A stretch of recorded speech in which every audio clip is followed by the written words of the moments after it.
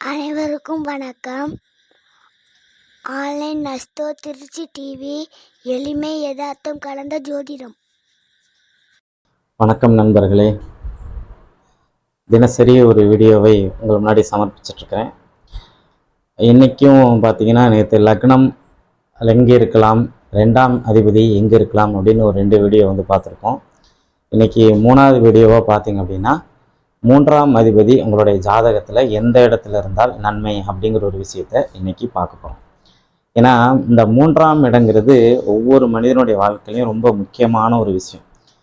ஒரு மனிதனுடைய தைரியம், வீரியம், முயற்சி, முன்னேற்றம், அவனுக்கு கிடைக்கக்கூடிய புகழ், மரியாதை, அந்தஸ்து, கூட பிறந்த சகோதரி, அவன் தைரியமாக இருப்பானா, கோழையாக இருப்பானா, ஓகேங்களா, இந்த மாதிரி பல விஷயங்கள் இங்கே குறிக்கக்கூடிய ஒரு தன்மை. அது மட்டும் இல்லாத நம்மளுடைய குழந்தைங்க பின்னாடி நல்லா இருப்பாங்களா, மிகப்பெரிய ஒரு சேமமாக பழைப்பாங்களா அப்படிங்கிற ஒரு அமைப்புக்கு கட்டாயம் உங்களுடைய லக்னத்துக்கு 3ஆம் இடத்துல இருக்கக்கூடிய கிரகம் அதை இண்டிகேட் செஞ்சிட்ருக்கோம். அப்படிப்பட்ட அந்த 3ஆம் இடத்தை பற்றி தான் நம்ம இந்த வீடியோவில் பார்க்க போகிறோம். வணக்கம், நான் உங்கள் ஜோதிடர் ரவிச்சந்திரன், திருச்சி மேட்டுப்பாளையத்திலிருந்து. இன்றைக்கி நம்மகிட்ட ஆன்லைனில் நீங்கள் ஜாதகம் பார்க்கணும் அப்படின்னா 1010 ரூபா கட்டணத்திலும், வெளிநாட்டில் இருக்கிறவங்க ஜாதகம் பார்க்குறதுக்கு 3030 ரூபா கட்டணத்தில் நம்ம ஜாதகம் பார்த்து சொல்லிகிட்டு இருக்கிறோம். தேவைப்படுறவங்க கீழே இருக்கிற நம்பரை கான்டாக்ட் பண்ணி நீங்கள் தொடர்பு கொள்ளிட்டிங்கன்னா விளக்கம் தெரிவிப்பாங்க. அதன்படி நீங்கள் பணம் கட்டி நீங்கள் ஜாதகம் பார்த்துக்கலாம். சரி வாங்க, 12 லக்னத்துக்கு 3ஆம் அதிபதி எப்படி இருக்கலாம், எந்த இடத்துல இருந்தால் நன்மைங்கிற ஒரு விஷயத்த பார்க்கலாம். ஃபஸ்ட்டு மேச லக்னம். நல்லா கவனிச்சுக்கோங்க. மேச லக்னத்தினுடைய அதிபதியான கிரகம் செவ்வாய். 3ஆம் இடத்தினுடைய அதிபதியான கிரகம் பார்த்திங்கன்னா புதன். இந்த புதன் செவ்வாய்க்கு பகையான கிரகம், ஓகேங்களா. அதாவது புத்திசாலியாக இருக்கிறவன் எப்போவுமே சண்டை பண்ணிக்கணும், ஒருத்தங்கிட்ட பிரச்சனை பண்ணணும், இந்த நிலத்தில் எனக்கு 4 அடி பிரச்சனை, உனக்கு 4 அடி பிரச்சனை, எந்த காலத்துலையும் பேசவே மாட்டான். சரி போனால் போகிறாங்க, நீங்கள் வச்சுட்டு வாழுங்க அப்படிங்கிற ஒரு மனநிலை போயிடுவாங்க. ஆனால் செவ்வாய் அப்படி கிடையாது. வலினா போய் வம்புழுத்துட்டு வரக்கூடிய அந்த கிரகம் செவ்வாய். அதனால் இந்த செவ்வாய்க்கு எப்போவுமே புதனுடைய தன்மை எகென்ஸ்டாக இருக்கும். அதனால தான் திருவிளையாடல் படத்தில் நினைக்கிறேன், திருவிளையாடல் படமா வேறு எந்த படமும் தெரியல, சரஸ்வதி சபம்னு நினைக்கிறேன், கல்வியா செல்வமா வீரமான ஒரு பாட்டு இருக்கும். இந்த 3மே ஒரு மனுஷங்கிட்ட இல்லாமல் இருக்கும். அந்த வீரத்துக்கு அதிபதியான கிரகம் செவ்வாய், கல்விக்கு அதிபதியான கிரகம் புதன். அப்போது மேச லக்னத்துக்கு 3ஆம் அதிபதியான புதன் பார்த்தீங்கன்னா 3ஆம் இடத்தில் ஆட்சி பெறுவதும் 2ஆம் இடத்தில் இருப்பதும் நன்மையை தரும். நல்லா கவனிச்சுங்க. நன்மை தரக்கூடிய இடங்கள் மட்டும் நான் சொல்கிறேன்.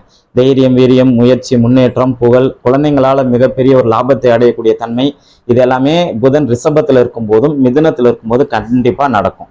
அதன் பிறகு பார்த்தீங்கன்னா சிம்மத்தில் இருக்கும்போது நடக்கும். 5ஆம் இடமான சிம்மத்தில் இருக்கும்போது நடக்கும். ஆனால் இந்த இடத்துல 6ஆம் இடத்துல புதன் இருக்கக்கூடாது. 6ஆம் இடத்துல இருந்தால் கடன், நோய், எதிரி, வம்பு வழக்கு சார்ந்த வகையில் நமக்கு ஒரு மிகப்பெரிய ஒரு நெகட்டிவ் பலனை கொடுத்துருவார். அதனால் அந்த இடம் வேண்டாம். 7ஆம் இடத்துல இருக்கும்போது புதன் திக்பலம் இழந்துருவார், நிஸ்பலம் அடைவார். இருந்த போதில் லக்னத்தை பார்ப்பார். இந்த அமைப்பும் சரியில்லாத ஒரு அமைப்பு தான். 8ஆம் இடத்துல செவ்வாயுடைய வீட்டிலே, இதுவும் சரியில்லை. 9ஆம் இடமான குருவோட வீட்டில், தனுசு வீட்டில், இந்த வீட்டில் இருக்கும்போது அவர் இங்கேருந்து தன்னுடைய 3ஆம் இடத்தை பார்ப்பார் 7ஆம் பறவையாக. இந்த இடம் அமைப்பு நல்லது. முக்கியமான ஒரு விஷயம், புதன் தனித்த புதனாக இருக்கணும், வேறு எந்த கிரகத்தோடையும் சேராமல் இருக்கணும். சரி, அதன் பிறகு மகர வீடு, கும்ப வீடுகளில் இருக்கும்போது, மகர வீடு மட்டும், மகர வீட்டில் இருக்கும்போது நன்மை, கும்ப வீடு நன்மை கிடையாது. அதே மாதிரி பார்த்தீங்கன்னா மீனத்தில் இருக்கும்போது அந்த புதன் அதாவது நீச்சமாக இருந்தாலும் இங்கே நல்ல பலன்கள் தரும். சரி, அடுத்து நம்ம பார்க்கக்கூடிய லக்னம் ரிஷப லக்னம். ரிஷப லக்னத்துக்கு லக்னாதிபதி சுக்கிரன், 3ஆம் அதிபதினு சொல்லக்கூடிய கிரகம் பார்த்தீங்கன்னா சந்திரன். ஏற்கனவே சுக்கிரனுக்கும் சந்திரனுக்கு ஆகாது. இந்த 2 கிரகங்களும் பகை கிரகங்கள் அப்படிங்கிற ஒரு அமைப்பில் ரிஷபத்தில் லக்னாதிபதியான சுக்கிரனுடைய வீடான ரிஷபத்தில் 3ஆம் அதிபதி உட்கார்ந்து உச்சம் பெறுவது மிகுந்த நன்மை. 2ஆம் இடத்தில் இருப்பது நன்மை. 3ஆம் அதிபதி 3ஆம் இடத்தில் ஆட்சி பெறுவது நன்மை. 4ஆம் இடத்தில் இருப்பது நன்மை. 5ஆம் இடத்தில் இருப்பது நன்மை. 6ஆம் இடத்தில் இருப்பது அந்த அளவு நன்மை இல்லை. 7ஆம் இடத்தில் இருப்பது மனைவி வந்ததுக்கப்புறம் நீங்கள் எடுக்கக்கூடிய முயற்சி, அதன் பிறகு மனைவி வந்ததுக்கப்புறம் உங்களுடைய வாழ்க்கையில் மிகப்பெரிய ஒரு முன்னேற்றம், இதெல்லாம் கண்டிப்பாக நடக்கும். 8ஆம் இடத்துல இருக்கக்கூடாது, ஓகேங்களா. 9ஆம் இடத்துல இருக்கக்கூடாது, 10ல் இருக்கலாம். 10ஆம் இடத்துல இருக்கும்போது பரவாயில்ல, நல்ல அமைப்பு. 11ஆம் பாவத்தில் இருக்கலாம், 12ஆம் பாவத்தில் இங்கே இருக்கக்கூடாது, ஓகேங்களா. இந்த ரிஷப லக்னத்துக்கு 3ஆம் அதிபதி இந்த இடத்துல இருக்கும்போது யோகத்தை தரும். மிதுன லக்னத்துக்கு லக்னாதிபதியான புதனுக்கு 3ஆம் அதிபதினு சொல்லக்கூடிய சூரியன் சமமான கிரகம். அதாவது புதனுக்கு சூரியன் நட்பு, சூரியனுக்கு புதன் நட்பு இல்லை, சமம் தான். அப்போ புதனுக்கு சூரியன் நட்பா இருக்கிற பட்சத்துல இங்கே லக்னத்துக்கு, மிதுன லக்னத்துக்கு அவர் லக்னத்துல அமரும் போது நன்மையை தருவார். 2ஆம் இடத்தில் அமரும் போது நன்மையை தருவார். 3ஆம் இடத்துல அவர் ஆட்சி பலத்தில் இருக்கும்போது கூட நன்மையை தருவார். சரி, 4ஆம் இடத்துல இருக்கும்போது இங்கேயே நன்மை உண்டு. ஓகேங்களா, நல்லா கவனிச்சுக்கோங்க. 4ஆம் இடத்துல உட்காரும்போது, அதுவும் புதனுடைய வீடு அப்படிங்கிறனால அங்கேயே இருக்கும்போது ஒரு நன்மை இருக்கும். 5ஆம் இடத்தில் இருக்கக்கூடாது. 6ஆம் இடத்தில் இந்த வீட்டுக்கு 6ஆம் இடத்துல இருக்கக்கூடாது. கடன் நோய், எதிரி, வம்பு வழக்குகளை கொடுத்து தான் முன்னேற்றத்தை கொடுக்கும். 7ஆம் இடத்துல இந்த இடத்துல வந்து இருக்கும்போது பார்த்தீங்கன்னா எதுவும் பரவாயில்ல. 8ஆம் இடத்துல வேண்டாம். 9ஆம் இடத்தில் இருக்கும்போது அவர் 3ஆம் இடத்தை பார்ப்பார், நல்ல அமைப்பு. 10ஆம் இடத்தில் திக்பலம் 3, 6, 10 தொடர்பு கொள்ளும் போது அது ரொம்ப நல்ல ஒரு அமைப்பாக இருக்கும் அப்படின்னு சொல்லுவாங்க. 11ஆம் இடமான மேசத்துல இருக்கும்போது பார்த்தீங்கன்னா அவர் அங்கே உச்சம் அடைஞ்சிருப்பாரு. இது கூட ஒரு வகையில நல்லது. 12ஆம் இடமான சுக்கரனுடைய வீட்டில் இருப்பது இதுவும் நல்ல பலன். அதன் பிறகு பார்த்தீங்கன்னா கடகலக்கணத்துக்கு லக்னாதிபதி சந்திரன், 3ஆம் அதிபதியாக வரக்கூடிய கிரகம் புதன். இங்க வந்து சந்திரனுக்கும் புதனுக்கும் இருக்கிற உறவு பார்த்தீங்கன்னா சந்திரனுக்கு புதன் நட்பு. ஓகேங்களா, அந்த அமைப்புல லக்னத்துல வந்து புதன் அமரும் போது அங்க பகை பெறுவார். இந்த அமைப்பு நல்லதல்ல. 2ஆம் இடத்துல இருக்கும்போது நன்மையை தருவார். ஓகேங்களா, கடகலக்கணத்துக்கு 3ஆம் அதிபதி 2ஆம் இடத்துல இருக்கும்போது நன்மையை தருவார். 3ஆம் இடத்திலேயே உச்சம் பெறும்போது நன்மை தருவார். 4ஆம் இடத்துல சுக்கரனுடைய வீடுகள் இருக்கும்போது நன்மை தருவார். 5ஆம் இடத்தில் இருப்பது நன்மை அல்ல. விருச்சிக வீடு புதனுக்கு ஆகாது. ஓகேங்களா, அதன் பிறகு 6ஆம் இடமான தனுசு, இந்த வீடு வேணாம். 7ஆம் இடத்துல இருக்கும்போது அவர் நிஸ்பலம் அடைஞ்சாலும் அங்கிருந்து அவர் வந்து லக்னத்தை பார்ப்பார். இந்த இடமும் கொஞ்சம் யோசனை பண்ணக்கூடிய ஒரு விஷயமா இருக்கு. அதனால 7ஆம் இடம்ங்கிறது ஒரு ஆவரேஜான ஒரு விஷயமா எடுத்துக்கலாம். 8ஆம் இடம் இங்கே அவங்க வந்து இருக்கலாம், ஒன்றும் பிரச்சனை கிடையாது. 9ஆம் இடமான மீனத்தில் ஒரு நீச்சம் அடைஞ்சிருந்தாலும் 3ஆம் இடத்தை பார்ப்பார், அந்த வகையில நன்மை. அதுக்கப்புறம் மேசத்துல அவர் இருக்கக்கூடாது, ஏன்னா அந்த வீட ஒரு பகை. அதன் பிறகு பார்த்தீங்கன்னா ரிஷபம் வந்து பாதகமாக அமையும். ரிஷபத்திலேயே அந்த 3ஆம் அதிபதிக்கு உட்காரக்கூடாது. 12ஆம் இடமான மிதுனத்தில் இருக்கும்போது நல்ல ஒரு யோகா அமைப்புகளை நிச்சயமாக தரும் அப்படின்னு சொல்லலாம். சரி, அதன் பிறகு பார்த்தீங்கன்னா சிம்ம லக்னம், லக்னாதிபதி சூரியன், 3ஆம் அதிபதியாக வரக்கூடிய கிரகம் சுக்கரன். சரி, லக்னத்திலேயே சுக்கரன் வந்து அமருவது இது நல்ல பலன் இல்லை. 2ஆம் இடத்தில் இங்க அந்த வீடு நீச்சமா இருந்தாலும் பரவாயில்லை, நல்ல அமைப்பு. 3ஆம் இடத்தில் இருப்பது மிக மிக சிறப்பான ஒரு விஷயம்.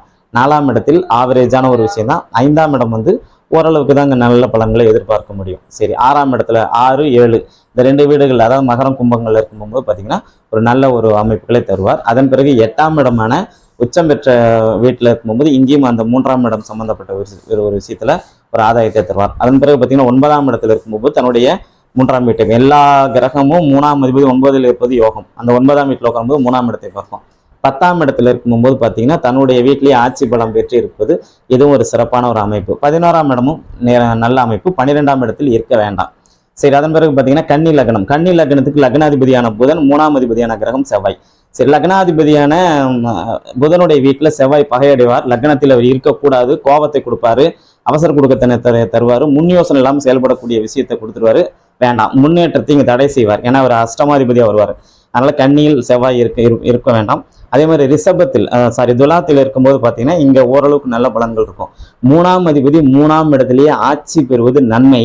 ஆனால் அந்த அளவு இங்கே லக்னாதிபதி வலுத்திருக்கணும். இல்லை, செவ்வாய் வந்து மிதுன கன்னி லக்னக்காரங்களுக்கு மோசமான கிரகம், வெற்றி செய்யும்.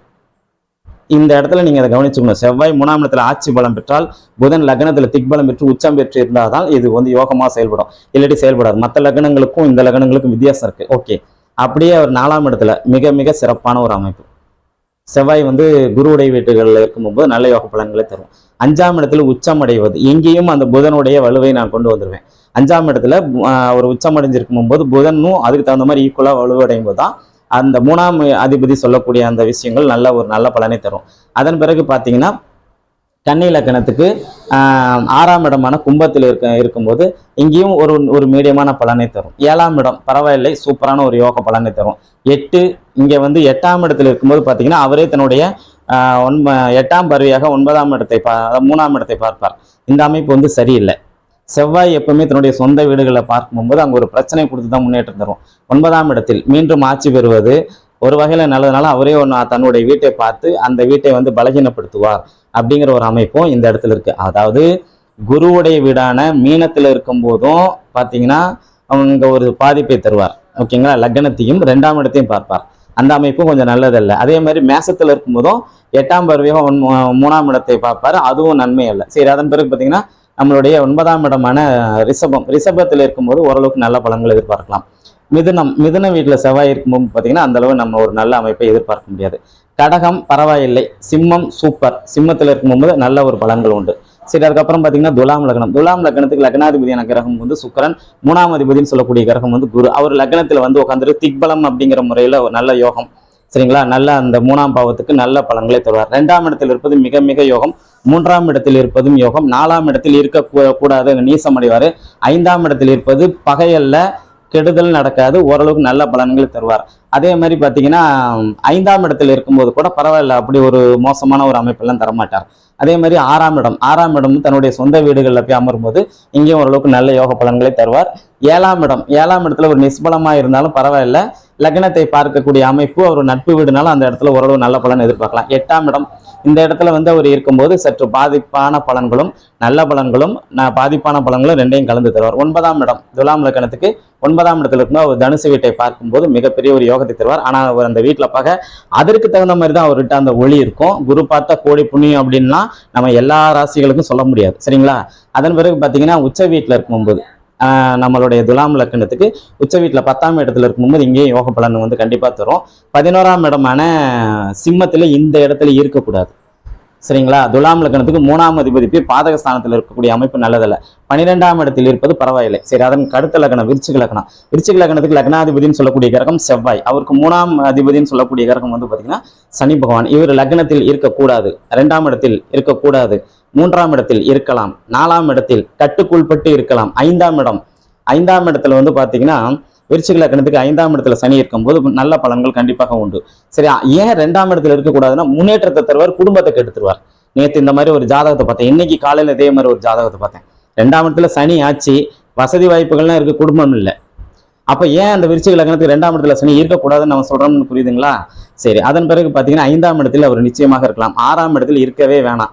அவர் நீச்சம் அடைஞ்சிருந்தாலும் வேற ஏதாவது ஒரு கிரகங்களோட சேரும்போது ஒரு நல்ல பலன்களை தருவார். 7ஆம் இடத்தில் நிச்சயமாக இருக்கலாம். 8 இருக்கலாம், 9 10 இருக்க வேண்டாம், 11 12 கண்டிப்பாக இருக்கலாம், நல்ல பலன்கள் உண்டு. சரி, அதன் பிறகு பார்த்தீங்கன்னா தனுசு லக்னம். தனுசு லக்னத்துக்கு லக்னாதிபதி குரு, 3ஆம் அதிபதியா அவர் மறுபடியும் சனியாக தான் வருவார். இந்த லக்னத்துல சனி அமரக்கூடிய தன்மை நல்லது அல்ல. லக்னத்துல அவர் உட்காரும்போது அந்த சுறுசுறுப்பை தருத்துவார், ஒரு முயற்சியே பண்ண மாட்டார். ஏதோ நம்மளும் போடுறோம், நம்மளும் என்னமோ பழமொழி சொல்றேன், எங்காத்துக்காரன் கச்சேரிக்கு போனார், அவர் அப்படிதான் வேலைக்கு போயிட்டு வந்துட்டு இருக்கிறார், ஒன்றும் பிரயோஜனம் கிடையாது. சரி, அப்ப தனுசு லக்னத்துக்கு 3ஆம் அதிபதி லக்னத்தில் அமர்வது நல்லது அல்ல. 2ஆம் இடத்தில் அமர்வது குடும்பத்தை கெடுக்கும். 3ஆம் இடத்துல இருப்பது யோகம், சரிங்களா. 4ஆம் இடத்துல இருப்பது நன்மை. 5ஆம் இடத்துல இருப்பது பாத்தீங்கன்னா 3ஆம் அதிபதி 5ஆம் இடத்துல நீசமடையும் போது பாத்தீங்க அப்படின்னா இது நல்ல பலன்கள் இல்லை. இருந்தாலும் வேற வகையில் இது யோகங்களாக மாறக்கூடிய ஒரு அமைப்பு உண்டு.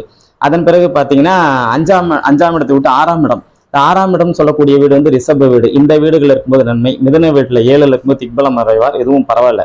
8 9 வேணாம். 10 11ஆம் இடத்துல இருக்கும்போது நன்மையை தருவார். 12ஆம் இடம் நன்மை அல்ல. சரி, அதன் பிறகு பார்த்தீங்கன்னா மகர லக்னம். மகர லக்னத்துக்கு 3ஆம் அதிபதி யாரு? குரு. அந்த மகர லக்னத்துக்கு 3ஆம் அதிபதியான குரு பார்த்தீங்கன்னா லக்னத்துல நீச்சம்னு இருந்தாலும் ஒரு திக்பலம் அடைவார், நன்மை. 2ஆம் இடத்தில் இருப்பது நன்மை, 3ல் இருப்பது நன்மை, 4ல் இருப்பது நன்மை, 5ல் இருப்பது கூட நன்மை, 6 நன்மை அல்ல, 7 நன்மை, 8 சிம்ம வீட்டில் இருக்கிறது நன்மை, 9ஆம் இடமான கன்னி வீட்டில் இருக்கிறது நன்மை அல்ல, 10ஆம் இடமான துலாம் வீட்டில் இருக்கிறது ஓரளவுக்கு பரவாயில்ல, 11ஆம் இடமான விருச்சிகத்தில் இருப்பது நன்மை, 12ஆம் இடமான தனுசில் இருப்பது கூட நல்ல பலன்களை கண்டிப்பாக தரும் அப்படின்னு சொல்லலாம். சரி, அதன் பிறகு பார்த்தீங்கன்னா கும்பலக்கணம். கும்பலக்கணத்துக்கு 3ஆம் அதிபதி லக்னாதிபதி சனி, 3ஆம் அதிபதி செவ்வாய். இங்க 2 பேருக்கும் பகைக்கே இருக்கும். அப்போ லக்னாதிபதி லக்னத்துல செவ்வாய் அமர்வது நல்லது அல்ல. 2ஆம் இடத்தில் அமர்வது ஒரு கட்டுக்குள்பட்ட நன்மை. 3ஆம் இடத்தில் இருப்பது பரவாயில்லை, நல்ல யோகம் தான். 4ல் இருப்பதும் நல்ல விஷயம். 5 சரியில்லை, 6 சரியில்லை. 7ஆம் இடத்தில் இருப்பது நன்மை, 8 நன்மை அல்ல, 9ஆம் இடத்தில் இருப்பது நன்மை, 10ஆம் இடத்தில் இருப்பது கட்டுக்குள்பட்டு நன்மை, முழுதும் நன்மைன்னு சொல்ல முடியாது.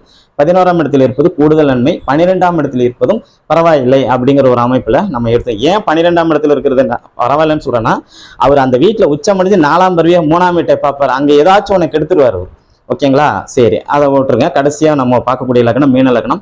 மீன லக்னத்தின் அதிபதியான கிரகம் குரு, அதுக்கு 3ஆம் அதிபதியான கிரகம் பார்த்தீங்கன்னா சுக்கிரன். லக்னத்தில் உச்சம் பெற்று இருப்பது நன்மை. 2ஆம் இடத்தில் இருப்பது கெடுக்காது. 3ஆம் இடத்தில் இருப்பது யோகம். 4ல் இருப்பது மிகப்பெரிய யோகம். அதன் பிறகு 6ஆம் இடத்தில் நீச்சமாக இருந்தாலும் அதாவது 4ஆம் இடம் சொல்லிட்டேன், 5 6 ஆகாது. 7ஆம் இடமான கன்னி வீட்டில் நீச்சமா இருந்திருந்தா கூட பரவாயில்லை. 8ஆம் இடத்தில் இருப்பது ரொம்ப சிறப்பு. 9ஆம் இடத்தில் இருக்கும்போது ஒரு சொந்த வீட்டையே பார்ப்பார், நன்மையை தரும். 10ஆம் வீடான பார்த்தீங்கன்னா தனுசு வீட்டில் இருக்கும்போது எதுவும் பரவாயில்ல, நல்ல ஒரு அமைப்பு. 11 12ல் இருக்கும்போதும் ஒரு நல்ல யோக பலன்களை கண்டிப்பாக தருவாங்க அப்படிம்பாங்க.